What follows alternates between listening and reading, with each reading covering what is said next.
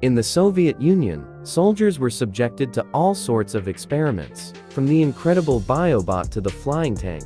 I've compiled the most insane projects that emerged from the minds of great engineers, some of which even underwent real testing. How about a radio to control the thoughts of enemy soldiers? And at the end, I'll tell you about the biosuit, where a soldier's head could survive even without the rest of the body. After World War II, the USSR, like a collector of oddities, gained access to German projects such as the Submarine and Midgard Serpent underground tanks. Now, let's delve into the technical developments.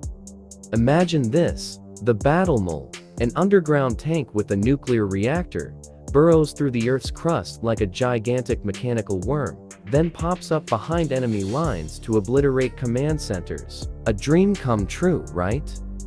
The first experiment in the Ural Mountains went smoothly, with the mole successfully reaching its target and wreaking havoc. But during the second experiment, a tragic explosion occurred, resulting in the deaths of nearly all engineers involved in the project. After this catastrophe, the Battle Mole project was shut down. During the Brezhnev era, it was deemed impractical and faded into obscurity, although it would be incredibly useful today for combating enemy strongholds. During the Cold War, with superpowers racing for space dominance, the Soviet Union developed insane projects. If the Americans had their X-20 spacecraft, which could do everything from bombing to reconnaissance, the USSR wouldn't be left behind. Soviet engineers, armed only with pencils and paper, dove into the space race to create something even more incredible. If the Americans had the X-20, we'd have the Spiral. Gleb Lozino-Lazinski, the mastermind behind this operation, divided the project into three main components: the hypersonic booster aircraft, the rocket accelerator, and, of course, the orbital plane. The booster could reach speeds of up to 7,500 kilometers per hour, like flying from Moscow to New York in an hour. Once detached from the booster, the aircraft would enter orbit to carry out its crucial tasks: espionage, interception, and launching rockets with nuclear warheads. Intercepting them under these conditions was impossible. In the 1970s, when the project seemed almost ready on paper and in initial tests, it suddenly halted. Andrei Grechko, the defense minister at the time, waved his hand and said, "We don't need this." All development was stopped, much to my disappointment. And the craziest part, this wasn't even the wildest idea the USSR tried to bring to life in its quest to outdo the USA. Imagine a scene from a movie. In a dark, dusty room, American Professor Strasberg lights candles and, like a medieval alchemist, makes his notes. His mission: to uncover the secrets of the Soviet super soldier program. Rumors of such experiments in the USSR were so terrifying that even the Americans were alarmed. Strasberg actually finds evidence of these wild experiments, which began in the 1930s. Imagine, over 300 soldiers participated in the program, receiving titanium prosthetics instead of bones. But, according to American intelligence, the material didn't integrate well, and the soldiers suffered unbearable pain. But the Soviets didn't stop there. Now, scientists decided to delve into the soldiers' brains, blocking areas responsible for pain sensations. If you can't bear pain, make it so that the person doesn't feel it at all. Why fight the cause when you can suppress the effects? Inserting golden needles into the head sounds like a horror movie script, doesn't it? But according to American intelligence, these manipulations were indeed carried out, resulting only in mental disorders for the poor soldiers. As evidence of this situation, in 1994, Dr. Sergei Konovalenko from Vitebsk made a sensational discovery: a skeleton with a titanium prosthesis. It was found during river erosion of old graves, and the prosthesis bore the mysterious inscription, Kharkov 1934-7609778C. The fate of this mysterious project remains shrouded in mystery to this day, which is not surprising. Any country would want to create super soldiers, and I'm sure some experiments are happening right now that we simply don't know about.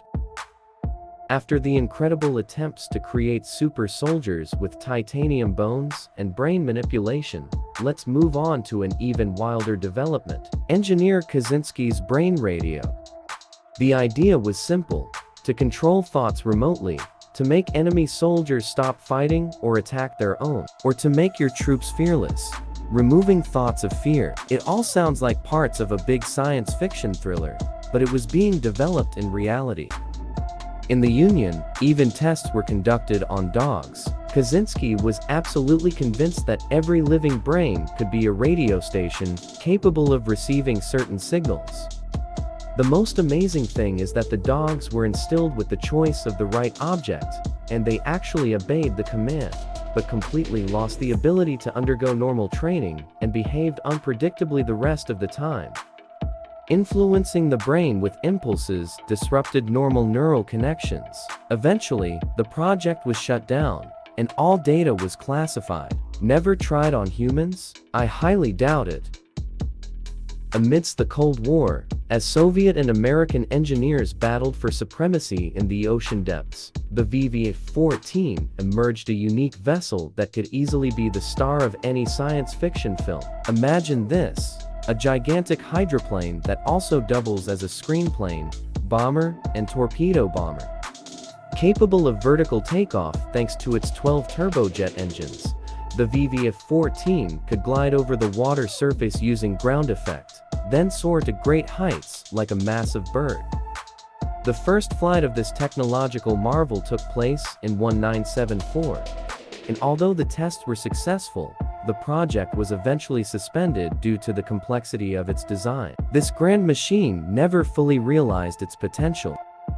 Most VVA-14 prototypes were scrapped, and only one survived, as a relic of the past, in the Air Force Museum in Monino. But even this specimen lacks wings and engines, a silent reminder of the project's secrecy and uniqueness.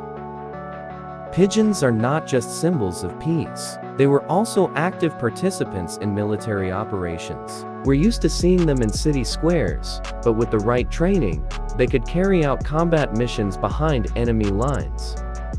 In the Red Star Nursery, which more resembled a spy center for feathered creatures, these birds were trained to be saboteur pigeons. Equipped with incendiary devices, these small flyers were sent into the enemy territory. This method of warfare was not only innovative, but incredibly bold.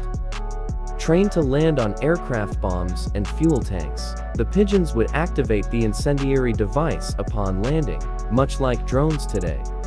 Moreover, if they managed to survive, or if the device failed to detonate, the pigeon sabotage unit would return to base to try again. Heaven forbid such a bird flies into a peaceful city. That's all, folks. Subscribe to my Cucumber channel. I'd really appreciate your like and look forward to your comments. Thank you and see you soon.